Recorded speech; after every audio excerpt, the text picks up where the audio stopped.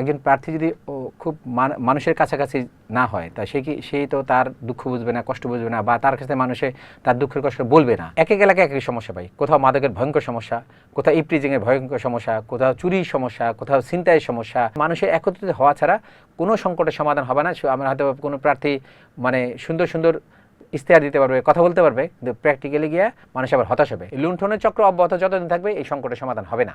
বাক্সবন্দি আসলে কেউ কাউকে করে না, বাক্সবন্দি নিজেরাই হয়।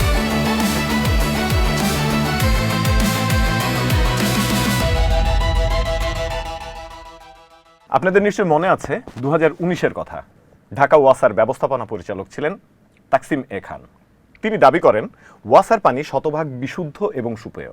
তার সেই বক্তব্যের রেশ ধরে এমডিকে তারই ওয়াসার পানি দিয়ে শরবত বানিয়ে পান করাতে গিয়েছিলেন জুরাইনের মোহাম্মদ মিজানুর রহমান নামের একজন বাসিন্দা।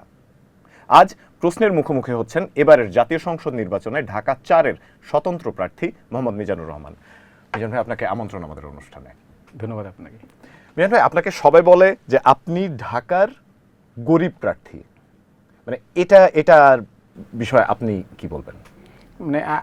অন্যরা কতটুকু গরিব জানি না, আমি আক্ষরিক অর্থে আমার যে বৈষয়িক যে সম্পদ, ওই সম্পদ জায়গা থেকে আসলে আমি গরিব বলতে ধরেন আমি মানুষের সাথে থাকবো, এইটা বহু আগে সিদ্ধান্ত নিয়েছি। ওই নেওয়ার কারণেই নানা বাস্তবতায়, বাংলাদেশের যে বাস্তবতা, যে টাকা পয়সার মধ্যে ঢুকলে বা স্বাভাবিক প্রক্রিয়া টাকা পয়সা কামানোটা খুবই কঠিন কাজ, এবং এখানে করলে যে একজন মানুষের স্বাধীন সত্তায় সেটা নষ্ট হয়, নানা কারণ নষ্ট হয়। আর আমার যে এই পারিপার্শ্বিক অবস্থা, ওই জায়গা থেকে অর্থনৈতিক দিক থেকে আসলে আমি গরিব প্রার্থী বলা যায়। একটা জিনিস না, যে একটা হলো যে আর্থিকভাবে গরিব, আর একটা হলো যে কি বলে এটা, যে সাপোজ কোনো ধনী প্রার্থী সে যেভাবে একজন প্রার্থী সে যেভাবে চলে একদম চারিদিকে নিয়ে, হ্যাঁ, যে জনবল নিয়ে, আপনার চলাচল আমরা গত কদিনে গণমাধ্যমে এবং আপনার এলাকায় যেটা দেখছি, আপনি খুবই সিম্পলি মুভ করেন এক জায়গা থেকে আরেক জায়গা। এটাও কি রূপক অর্থে যারা বলেন তারা কি এটা ব্যবহার করেন, এটা বোঝাতে চান?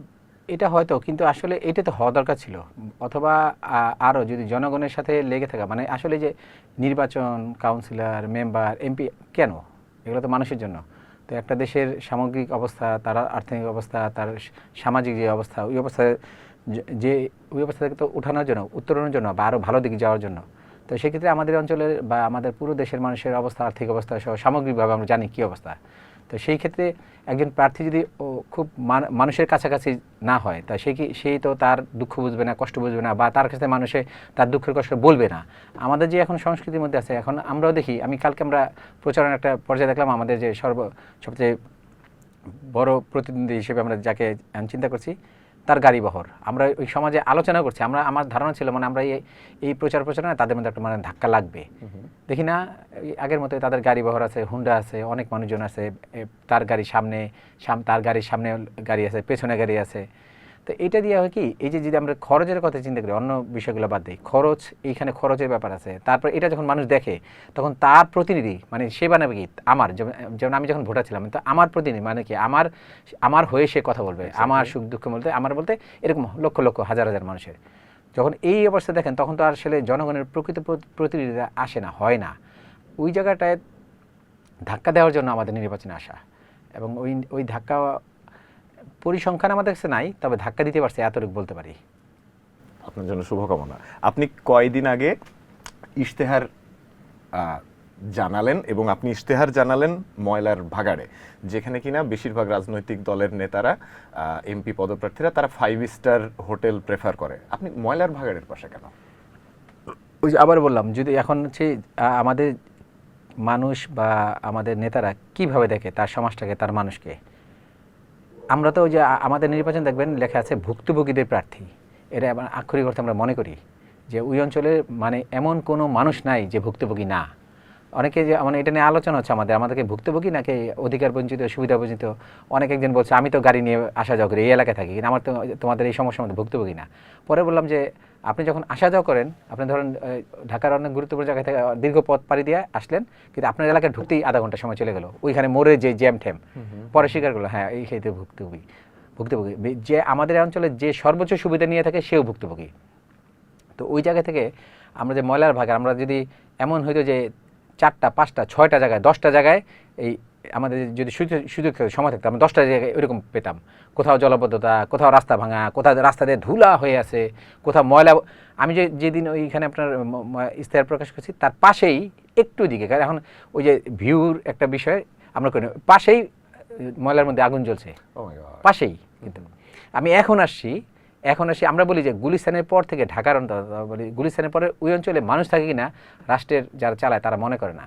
তো আমাদের ওই অঞ্চলটা আসলে যে আমরা যে বলি যে আপনার সাংবাদিক অনেক সময় বলে যে আপনাদের এলাকায় সমস্যা কিন্তু বলেন, পরে আমরা সাংবাদিক বন্ধুদের খুব বিনয়ের সঙ্গে বলি যে আমাদের এলাকায় কি সমস্যা নেই সেটা একটু খুঁজে বের করে, মানে আক্ষরিক অর্থে, মানে আমরা ওই যে মানুষ থাকি স্পেসিফিক সমস্যাগুলো নিয়ে আমি আসবো আলোচনায়। তো ওই কারণে আসলে আমরা ওইটা হচ্ছে প্রতীকী অর্থ না, শুধু আসলে আমরা ময়লার ভাগাড়ের মধ্যে পুরোটা আছি। যেমন আমি গত বছরে আগস্টে প্রায় 400 কিলোমিটার অধিক পথ হেঁটে আসছি 18 দিনে। আমার যেই কষ্ট না হয়েছে এই কদিনে এই এলাকার মধ্যে তার চেয়ে অনেক কম হাঁটছি। আমার মাথা থেকে পা পর্যন্ত আমাকে প্রত্যেকটা শিরা উপশিরা আমি বুঝতেছি যে আমি সমস্যার মধ্যে। আপনাকে বললাম যে আমি অসুস্থ, মানে একেবারে অসুস্থ হয়ে গেছি, মানে এই পরিমাণ দূষণ। আমি কিন্তু হাঁটি এলাকায়, কিন্তু এখন তো হাঁটতে হচ্ছে প্রতি একেবারে দূষণের মধ্যে দিয়ে এক অর্থে 18 ঘন্টা 20 ঘন্টা 16 ঘন্টা, এবং কোথাও মাস্ক ব্যবহার করতে পারছি না, মাস্ক ব্যবহার করে মানুষের সাথে কথা বলা হয় না, তার হারে টের পাচ্ছি। এবং যেই মানুষগুলো প্রতিনিয়ত রাস্তায় থাকে বা আমরা যে ওই দূষণের মধ্যে থাকি অনেক সময় খেয়াল করি না, কিন্তু ভালো মতো কোনো একটা জায়গায় বেশি নড়াচড়া করলে ওটা উপলব্ধি হয়। আমি আরও বেশি করে উপলব্ধি করছি। আপনার ইশতেহার থেকে একটা শব্দ যদি আমি পিক করি সেটা হলো গলি সমাজ। গলি সমাজ, এই আইডিয়াটা খুব ইন্টারেস্টিং লাগছে, মানে আপনি আমাকে একটু কাইন্ডলি পরিষ্কার করে বলবেন এটা। আমাদের এই সমাজ, যেমন আমরা ছোটবেলায় বড় হয়েছি, তখন এতটা বিচ্ছিন্ন ছিল না মানুষ, আবার এত সংকট ছিল না। তখনও সংকট ছিল, কিন্তু মানুষে একটা বন্ধন ছিল, যোগাযোগ ছিল। এইটা একেবারে এখন নাই, একেবারেই ধ্বংস হয়ে গেছে। এবং ধ্বংস হয়ে যাওয়ার পেছনে অন্যতম কারণ হচ্ছে মানুষের যোগাযোগ নেই, এবং না যোগাযোগ হওয়ার পেছনে অনেকগুলো কারণের মধ্যে হচ্ছে মানে খোলা যে জায়গা, মানে একটা জায়গায় হবে ওই জায়গাটা নাই, এটা বন্ধ হয়ে যাওয়ার পর, এবং বন্ধ হয়ে গেছে। এবং আমি একটা সুনির্দিষ্টভাবে বলবো যে এইটা হচ্ছে সমাজে তো মন্দ এবং ভালো লোকই থাকে, এবং আমাদের সাধারণত সমাজগুলোয় যারাই নানা জায়গায় প্রতিনিধিত্ব করছে বা নেতা হিসেবে আছে, তারা বলা চলে মানুষ যাতে সংগঠিত হতে না পারে তারা ওই চেষ্টাগুলো করে। এক হচ্ছে যে ওইটা আছে, ওই চেষ্টা আছে মানুষ যাতে সংগঠিত না পারে, সেই চেষ্টা আছে খুব ভালোভাবে। তার মধ্যে আবার আরেকটা আছে যে মানুষের সংগঠিত হওয়ার কোনো জায়গা নাই। তো এই দুইটার ফলে যেই ফলাফল যা হওয়ার কথা তাই হয়েছে। আমাদের এলাকায় বললাম না এমন কোনো সমস্যা নাই, সেটা আছে। যেমন আমরা হাঁটলে মানে এক এলাকায় এক সমস্যা পাই। কোথাও মাদকের ভয়ঙ্কর সমস্যা, কোথাও ইপটিজিংয়ের ভয়ঙ্কর সমস্যা, কোথাও চুরির সমস্যা, কোথাও ছিনতাইয়ের সমস্যা। এগুলো হচ্ছে আমি যে প্রতিদিনে আমাদের নিত্য প্রয়োজনীয় যে নিত্য ব্যবহার্য জিনিস এগুলো বাদ দিলাম, যে ইউটিলিটি সার্ভিস এগুলো তো আছেই। তো এরকম এটার পেছনে হচ্ছে যে আমি বারবার আমরা সমাজে অনেক সময় আলাপ করে এগুলো খোলামেলা আলাপ যখন করি, দেখেন ভাই এগুলো করে কয়জন করে, তো খুব সংখ্যায় কম, কিন্তু তারা হচ্ছে তাদের পেছনে রাজনীতির লোকজনের শেল্টার আছে, আর তারাই সংগঠিত। আর যারা যে আপনারা ভুক্তভোগী তারা তো বিচ্ছিন্ন। এখন ওই বিচ্ছিন্নতাকে একটা মানে ধাক্কা দেওয়া এবং বিচ্ছিন্নতাকে দূরে সরে বিচ্ছিন্ন মানুষকে সংগঠিত করতে না পারলে এই বিদ্যমান ব্যবস্থায় কোনো কিছু করা যাবে না। মাদক নিয়ন্ত্রণ করা যাবে না, চুরি ডাকাতি নিয়ন্ত্রণ করা যাবে না, সমাজে যে খারাপ যে চর্চাগুলো সেগুলো বন্ধ করা যাবে, এটা কোনোভাবে হবে না। কারণ আরেকটা হবে না, এই কারণে যদি আমরা ধরি এটা খোলামেলা আমরা বলতে পারি, যদি এখন প্রার্থী আমি বললে এটা অশোভনীয় দেখানো বা যারা ভোটার বা জামান মানে কীভাবে দেখা যায় না, যারা নির্বাচিত হয়ে যায় তারা এবং পুলিশ প্রশাসন এবং সমাজের খারাপ, এটা তো তিনটা একাকার হয়ে যায়। একাকার হয়ে যাওয়ার ফলে মানুষ হয়ে যায় একবারে অসহায়, নিরুপায় হয়ে যায়, তার মানে তাদের কোনো উপায় থাকে না। তো এই জায়গাটা যদি ওই মানুষগুলোর যদি সংগঠিত করা যায় তাহলে ওখান থেকে ফেরার পথ আছে। আর সেখানে বললাম যে মানুষগুলো সংগঠিত না হওয়ার পেছনে একটা ওই যে কথা আছে না, বেড়ালার গলায় ঘণ্টা পড়াবে কি, এই সমস্যাটা আছে। আর রাজনীতি এমনভাবে বিভক্ত হয়ে আছে, রাজনীতি যেটা হওয়ার কথা দরকার ছিল মানুষের জন্য সেটা না হয়ে গেছে কিছু মানুষের সম্পদ আহরণের কেন্দ্রবিন্দু হওয়াতে ওই কিছু মানুষ কোনো সময় চায় না যে সংখ্যাগরিষ্ঠ মানুষ একসাথে হোক, তারা একত্রিত হোক। ওইটাকে আমরা একত্রিত করতে যাচ্ছি, এটা আমরা আবার জোর দিয়ে বলতে পারি যে এটা মানুষের একত্রিত হওয়া ছাড়া কোনো সংকটের সমাধান হবে না। আমরা হয়তো কোনো প্রার্থী মানে সুন্দর ইশতেহার দিতে পারবে, কথা বলতে পারবে, কিন্তু প্র্যাকটিক্যালি গিয়ে মানুষ আবার হতাশ হবে। কিন্তু আমরা তো আর ওই কথাগুলো মানুষকে লোক ভুলানোর জন্য আসলে কিছু করতে যাচ্ছি না, মানুষকে আসলে জাগানোর জন্য চাচ্ছি। ওই জায়গা থেকে আমরা এই মানুষকে বলছি, আলাপ করছি, নিজের উপলব্ধি করি। আমি সমাজে তো লেগে থাকি, বহু বছর লেগে আছি, আমার হচ্ছে খুব দৃঢ়ভাবে মনে হয় এইটা ছাড়া কোনো সংকটের সমাধান হবে না। এইটা হলে অনেক সংকটের সমাধান সম্ভব। হ্যাঁ, আপনার এলাকা, আপনার যে নির্বাচনী এলাকা, এটা প্রচণ্ড ঘনবসতিপূর্ণ। এবং এখানে হাজার হাজার শ্রমজীবী মানুষ, নিম্ন মধ্যবিত্ত মানুষের বসবাস। আপনার এলাকায় যে প্রবলেমের কথাগুলো আপনি বলছিলেন, আপনি আপনার আলাপেই বললেন, প্রধান সমস্যাগুলোর ভিতরে হলো যে দারিদ্রতা, পরিবেশ দূষণ, জলাবদ্ধতা, সংকীর্ণ রাস্তা, মাদক, চাঁদাবাজি, গ্যাস, পানির সংকট। আপনার কথার মাধ্যমেও এগুলো বের হয়ে আসছে। আপনার কি মনে হয় মিজান ভাই যে আপনি নির্বাচিত হয়ে আসলে এই সমস্যাগুলো সমাধান হয়ে যাবে? হবে না, হবে না, হবে না। আপনি যেটা বললেন যে এই দারিদ্রতা সহ পরে আর যে যে বিষয়গুলো বলেন, আমি দরিদ্র মানুষের কাছে গিয়ে আলাপ করি যে ভাই প্রধান সমস্যাকে বলেন তো।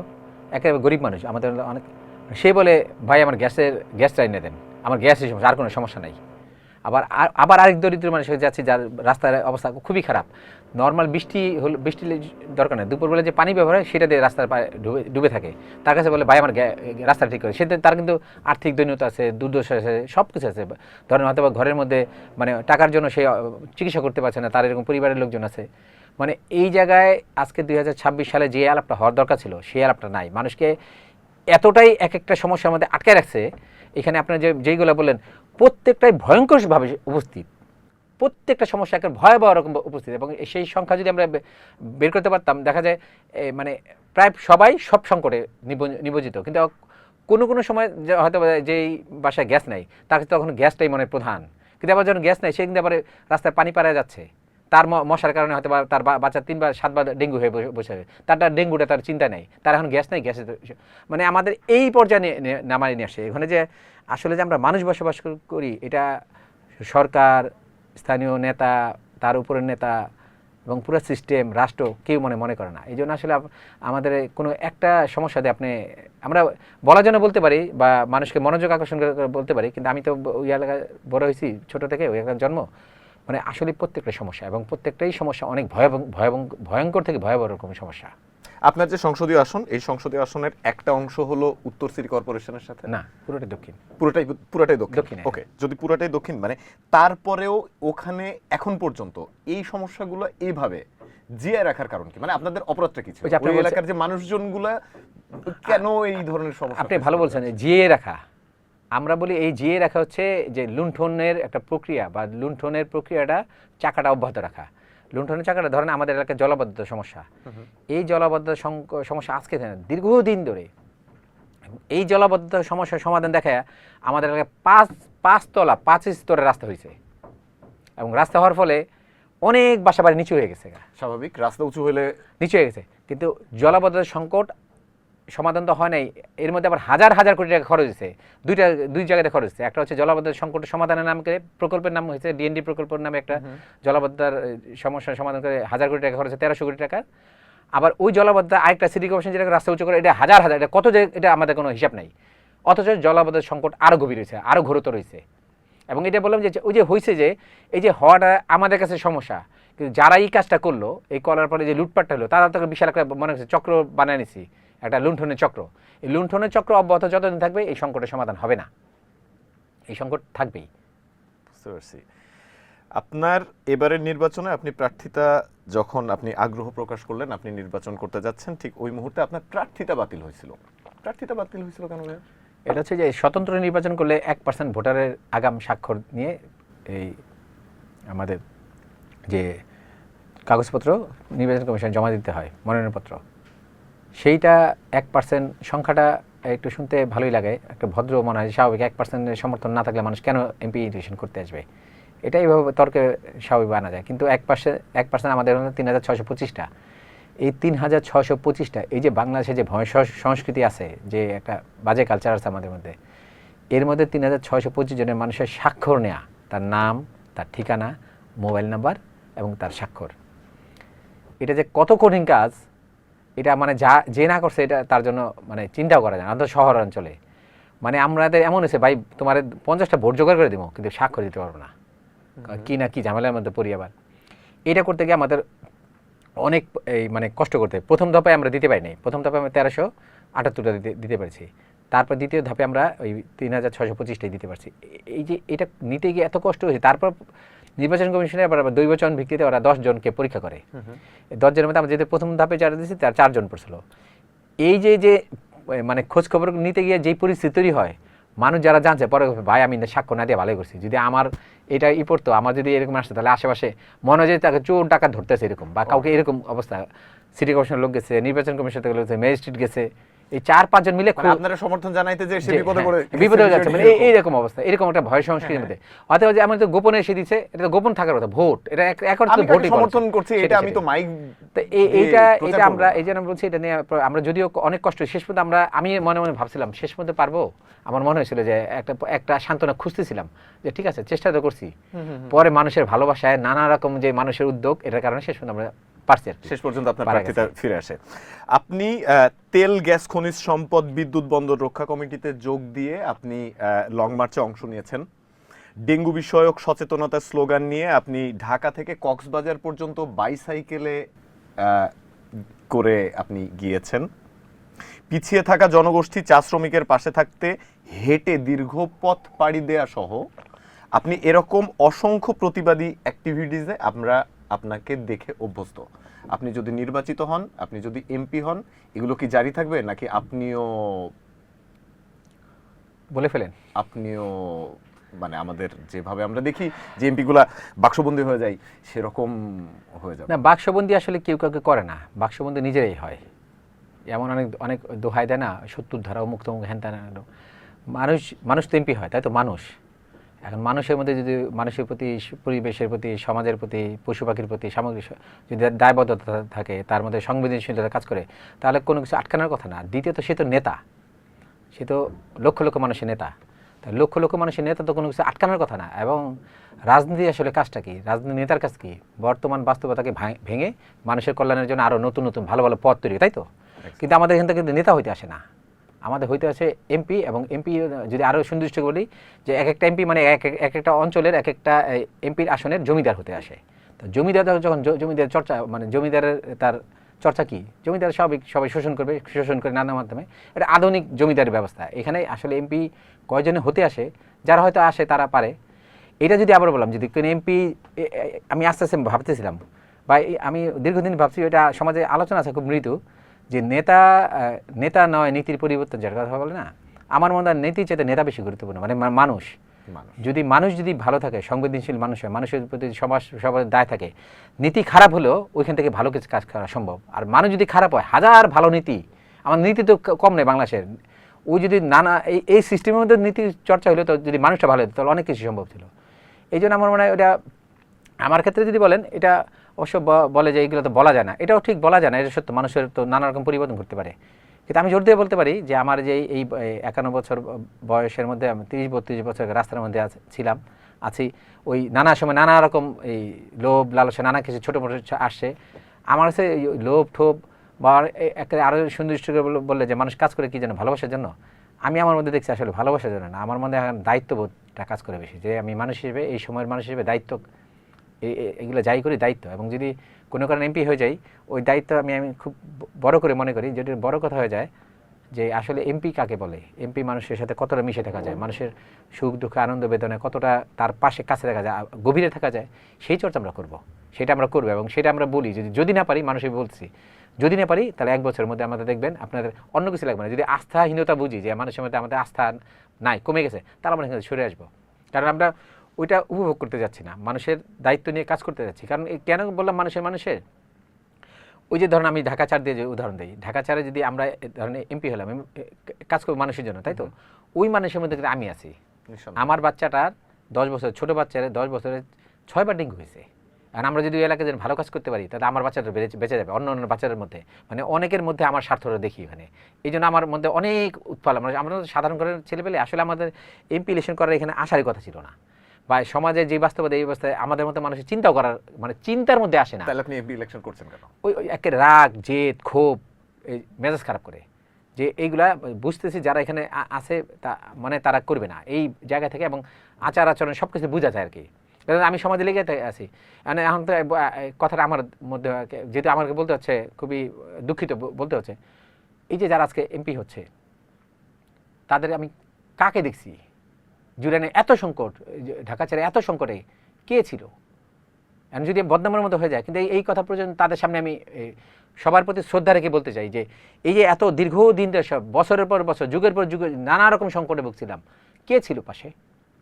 আমরা তো অনেক 2জন মানুষ নিয়ে আমাকে আন্দোলন করতেছে এলাকার অনেক গুরুত্বপূর্ণ সমস্যায়, কারো কোনো সমর্থন পাই না, বরঞ্চ অনেকেই আমাদেরকে যাতে মানুষ না আসে এরকম চেষ্টা করছে। তারা তো নিজেরা করেই নাই, আমাদের সাথে যে মানুষ জড়ো হবে সেইখানে বাধা দিছে।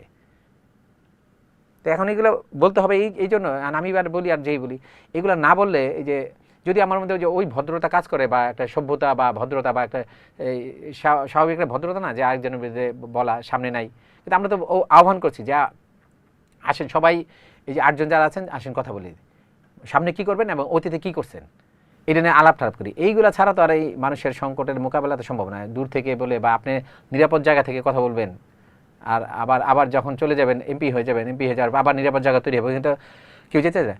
আমরা ধরেন এরপরে টিসিবির যখন ট্রাকের পেছনে মানুষ দৌড়াচ্ছে, এটা আপনার মানে খেলা আছে, তখন আমি তো মানুষের সাথে যেতে আমার খুব কষ্ট লাগতো, দাঁড়া থাকতাম দেখতাম সেই সকাল থেকে ভোর থেকে নিয়ে সারা রাত পর্যন্ত, সারা রাত না 9টা 10টা পর্যন্ত অপেক্ষা করছে, সে জানতে পারছে না, 1 দিন 2 দিন 5-7 দিন এমন হয়েছে। খোঁজখবর নিতাম, পরে আমি অনেকে বলতাম, অনেকে আমার প্রশ্ন করতো, ভাই এই প্রশ্নের উত্তর কোথায় পাবো? আমি বললাম টিসিবির সমস্ত কার্যক্রম আছে সিটি কর্পোরেশন কাউন্সিলের কার্যালয় থেকে এগুলো হয়, আপনারা ওইখানে যান, ওইখানে গিয়ে আপনারা জিজ্ঞেস করেন, দেই আর কোনো কথা বলো না। পরে আমি বললাম, আমি বললাম আমি বুঝতে পারছি যে একা তো আপনি যেতে পারবেন না, উনি ওখানে যাইতে স্বাচ্ছন্দ্য বোধ করছেন, হ্যাঁ ভয় পান। এই বলছি 10 জন মিলে যান, ওইখানে সমাধান পাবেন, ওইখানে প্রশ্নের উত্তর আছে, তারপর মানুষ যেতে পারে না। কাউন্সিলের অফিস, এইখানে মানুষ ভয় পায়। তো এই যে ভয়ের সংস্কৃতি, এইগুলো দিয়ে তো আর মানুষের কিছু হয় না। এই জন্য আছে যে নির্বাচিত হয়ে যাওয়ার পর তো ওইখানে মানুষের যাওয়ার কোনো সাহস পায় না। তবে আমার একটু আগে আমি বাস দিয়ে যখন আমি তো আসছিলাম বাসে অনেক আলাপ ঠালাপ হলো, পরে একজন বললো, হ্যাঁ এমপি যাওয়ার আগে তো এমপি হওয়ার আগে সবাই সব ভালো ভালো কথা বলে, এমপি হওয়ার পর তো আর কাউকেই বলে না। পরে আমি তাকে বললাম যে ভাই বিশ্বাস করেন, আমরা যে যত প্রচারণা করছি আমার সর্বশেষ এই কথাটাই হয় যে আপনি ধরেন আমাকে যারা চিনে, আমি ধরেন আমাকে তোমরা চিনো, এইভাবে বলি, ধর আমি এমপি হয়ে গেলাম, এই যে এমপি হয়ে যাওয়ার পর আমি তো খারাপ হতে চাই না, যদি খারাপ হওয়ার পথের মধ্যে হাঁটি তাহলে সেদি এই আমাকে রোধ করা শুধু আমার একার দায়িত্ব, তোমাদের কি দায়িত্ব নাই? তবে এই উত্তর পাচ্ছি না আমি, এটা সত্যি আক্ষরিক হতে পারছি না যে এমপি যদি খারাপ হয়ে যায় তাকে কীভাবে আটকানো যায়, এই উত্তর আজকে পর্যন্ত আমি পাই নাই। হ্যাঁ, যদি আমরা একটা কথা বলতেছি, এইটা মানুষ বিশ্বাস করতে ভরসা করতে পারছে না, অনেকে ভয় পাচ্ছে যে আমরা বলছি আমরা যদি এমপি হই 1 বছরের মধ্যে যদি মানুষের যে কথা বললাম আস্থা অর্জন না করতে পারলে আমরা এখান থেকে সরে আসবো। এইটা সরে অনেকে বলে সরে আসলে এটা সমাধান কি, পথটা কী হলো, এবং সরে আসলে এই এতটুকু মনে করে হবে, সমাজ তো আর একদিনে হুট করে বদলা যায় না, দীর্ঘ পথ পরিক্রমা করে করতে বদলায়। আমরা মনে করি যে আজকে যদি আমরা সরে আসে আমি কিন্তু আবার ঘরে চুপ করে বসে থাকবো না, আমরা আবার প্রয়োজন একটা নির্বাচন হবে, আবার প্রার্থী আরেকজন হবে, তাকে আমরা ছাড়বো না। যে আমাদের কি সমস্যা পড়ছিলাম এবং সরে আসাতে আমরা চুপচাপ চলে কেন পারলাম না, কোথা গিয়ে আটকালাম, এগুলো সব মানুষকে বলে দেবো, খোলামেলা বলবো যে ভাই এই কারণে আমরা পারি নাই। তো সেক্ষেত্রে ওটা তো শূন্য থাকবে না, কেউ না আসবে, আশা করি পরে যে আসবে তার মধ্যে আরেকটা চাপ তৈরি হবে। এভাবে করতে করতে এক সময় তো ওইখান থেকে ঢাকা 4 থেকে হয়তো পুরো বাংলাদেশ একটা হয়তো বা আন্দোলন তৈরি হতে পারে, প্রকৃত অর্থে এমপি কেমন হওয়া দরকার ওই জায়গা থেকে। এছাড়া তার কোনো পথ নাই, মানে এই যে দূরে সরে থাকে বা দায়িত্ব না নিয়ে কথা না বলে এরকম না করে, শুধু গালি তো দায়িত্ব নিয়ে পথে নামতে হবে। এছাড়া শুধু গালি দিয়ে আফসোস করে এই সংকটের সমাধান হবে না। আমরা ওই জায়গা থেকে ভয় ডর অনেক কিছু আছে, তার মধ্যে আমরা আসি। আপনার এই ডরের এই প্রসঙ্গে আসি যে আপনি যখন ওয়াসার এমডিকে ওয়াসার পানি দিয়ে শরবত খাওয়াইতে গেছিলেন, তখন যিনি এমডি ছিলেন উনি খুবই ক্ষমতাধর ছিলেন এবং একদম রাষ্ট্রযন্ত্রের কিছু হাই প্রোফাইল মানুষের সাথে তার আত্মীয়তার সম্পর্ক ছিল বলে আমরা জানতে পেরেছি। মানে এই ভয়ের প্রসঙ্গটা এসে, মানে আপনি তখন ভয় পান নাই, কিংবা আপনাকে তখন কি কি ফেস করতে হয়েছে, যে তার পরের অংশটুকু একটু জানতে চাই। হয়তো আমি এসে মানুষের একটা ধরন থাকে না, আমি সে আসলে ভীত প্রকৃতির মানুষ, এটা সত্য, আমি জানি, ছোটোবেলা থেকে এখনও জানি। আর আপনারা বা অনেকে যেটা মনে করে আমি সাহসী, ওটা আসলে আমি সাহসী না, ওই সময় আমাকে টেনে নিয়ে গেছে।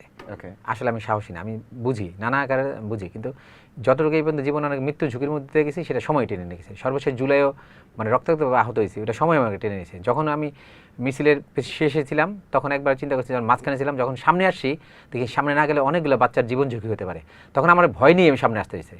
মানে এটা হচ্ছে মানুষকে আসলে মানুষের যেটা বললাম, মানুষের মধ্যে যদি সংবেদনশীলতা সত্যি সত্যি কাজ করে তাহলে তাই সেই ভীতু মানুষ কি সাহসী মানুষ, এটা আসলে ওটা আলোচনার বিষয় না, যে ওই সময়টা সে কী করা, ওই সময় কী করা উচিত ওইটাই আসলে করার চেষ্টা করে আর কি। এছাড়া ডর ভয় আছে, কিন্তু ওই সময়গুলোতে ওইটা কাজ করে না, ওইখানে মনে হয় যে ওই কাজটা কতটুকু ভালো মতো করতে পারলাম কি পারলাম না, এটাই তখন বিবেচ্য বিষয় হয়ে যায়। যত দিন যাচ্ছে তত ভোটের উত্তাপ ছড়াচ্ছে, রাজনীতির মাঠ উত্তপ্ত হচ্ছে। ঢাকা 4 আপনার নির্বাচনী এলাকা, আপনার কি মনে হয় এখানে আসলে এই উত্তাপ সর্বোচ্চ কতখানি পর্যন্ত ছড়াতে পারে? যদিও আসলে উত্তাপ আমাদের ওই অঞ্চলে খুব বেশি ভোটের উত্তাপ না, খুব বেশি নাই। আমি যদি 2008 সালের তুলনা করি, 9 সালের এই ভোটের কথা তুলনা, ওর চেয়ে অনেক কম, মানে ভোটের উত্তাপটা ওই রকমভাবে কম। আর যতটুকু ছড়াচ্ছে এটা হচ্ছে যে, হ্যাঁ, এটা যদি অন্য অন্য অপর প্রার্থীরা যদি সত্যিকার অর্থে মানুষের জন্য ভোটটা হতো, যে আমি মানুষকে কল্যাণ করতে চাই, যেমন একটা আলাপ আছে আমাদের প্রায় সময় বলে, এই কথাটা আমি খুব জোর দিয়ে বলি, যে আমাকে বলে প্রতিদ্বন্দ্বী প্রার্থী। আমি একটা খুব জোর দিয়ে বলি এবং এটা বিশ্বাস করি, আসলে প্রার্থীতে প্রতিদ্বন্দ্বী হওয়ার কথা ছিল না। যে বিষয়টা এইভাবে দেখি আমি, ধরেন ঢাকা 4-এ 3.5 লক্ষ উপরে ভোটার, মানুষ বসবাস করে 15 লক্ষের উপরে। তো এই 15 লক্ষ মানুষের জন্য এই 8 জন, আমরা এই 15 লক্ষ মানুষের জীবনকে সহজ করার জন্য, সুন্দর করার জন্য, ভালো করার জন্য এই 8 জন মানুষ আমরা চিন্তা করছি, আমরা সামনে আগে আসি।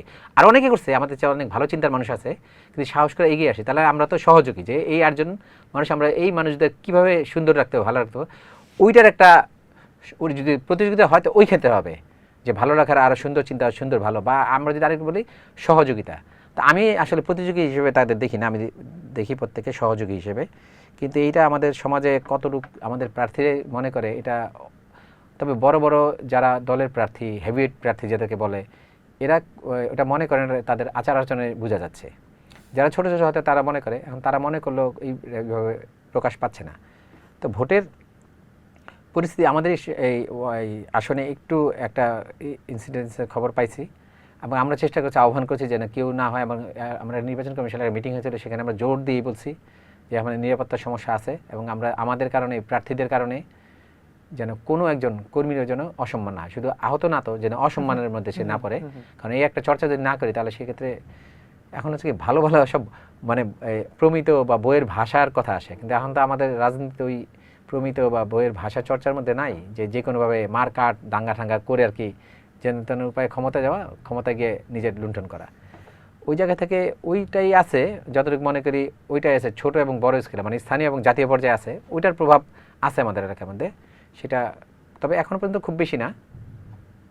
স্বতন্ত্র প্রার্থী হিসেবে, অপর প্রার্থী হিসেবে আমরা ভূমিকা রাখার চেষ্টা করছি, কতটুকু মানুষের কাছে পৌঁছাতে পারছি জানি না, আমরা বলছি আমাদের মতো করে। আর আমাদের প্রচারণা সামগ্রিকভাবে আমরা বলছি যে আমরা সবাই চর্চা করি একজন মানুষ, শত শত না, আমাদের প্রচারণা, আমাদের কর্মকাণ্ডে একজন মানুষ যেন ক্ষতিগ্রস্ত না হয়, সে যেন কোনো ঝামেলা না পড়ে, সে যেন কোনো একটা তার রাস্তার প্রতিবন্ধকতা তৈরি না করে। এই পর্যন্ত পারছি, চর্চা করে পারছি। আমরা আশা করছি এইগুলো অপর প্রার্থীর মধ্যে ধীরে ধীরে হলেও পৌঁছাবে, যে যেহেতু রাজনীতি বা নির্বাচন মানুষের জন্য, সেই মানুষকে কষ্ট দিয়ে কোনো কাজ করা। তবে মানুষ একটু ভাবছে ভিন্নভাবে, একবার যে ভাবছে না তা না, এই ভাবনার পরিমাণটা মনে বাড়ছে, এটা আমরা প্রচারণার আগে বুঝতেছি। অনেক অনেক ধন্যবাদ। আপনি আপনার নির্বাচনে প্রচারের একদম পিক যে সময়টা, সেই সময়টাতে আমাদের স্টুডিওতে এসে আপনি আমাদেরকে সময় দিচ্ছেন। মিজান ভাই, আপনার কাছ থেকে সর্বশেষ যেটা জানতে চাই সেটা হলো যে আপনি আপনার ভোটারদের উদ্দেশ্যে এনপিবির পর্দায় আপনি যদি কিছু বলেন।